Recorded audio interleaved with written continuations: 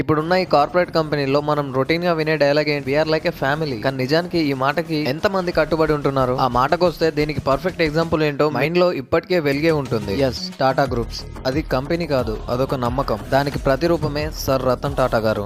రతన్ టాటా గారు 1962లో అప్రెంటిస్ గా టాటా గ్రూప్స్ లోకి ఎంట్రీ ఇచ్చారు. ఆ తర్వాత కొన్ని సంవత్సరాలకి అంటే 1991లో తన ఆలోచనలకు మరియు అనుభవాలకి తగ్గట్టుగా టాటా గ్రూప్స్ కి చైర్పర్సన్ గా అయ్యారు. కానీ ఈ విషయం బోర్డు మెంబర్స్ లో చాలా మందికి నచ్చలేదు. అప్పటికి టాటా గ్రూప్స్ నెట్వర్క్ వచ్చేసి 10,000 కోట్లు ఉండేది. ఇంత పెద్ద సామ్రాజ్యాన్ని రతన్ టాటా గారు కాపాడలేరేమో అనేది వాళ్ళ పాయింట్. కానీ ఎవరు ఊహించని విధంగా 10,000 కోట్ల కంపెనీని కాస్త 30 లక్షల కోట్ల దిశగా నడిపించారు రతన్ టాటా గారు. ఇటు సోషల్ వెల్ఫేర్నెస్ లో కూడా ఏ మాత్రం తగ్గకుండా 10,000 కోట్ల కంటే ఎక్కువగానే డొనేట్ చేశారు. ఇన్ని చేసినప్పటికీ కూడా రతన్ టాటా గారు ఎప్పుడు డౌన్ టు ఎర్త్ గానే ఉండేవారు. తన చివరి రోజుల్లో కూడా దేశానికి ఏదైనా ఆపదొస్తే 10,000 కోట్లేంటి, నా యావదాస్తిని కూడా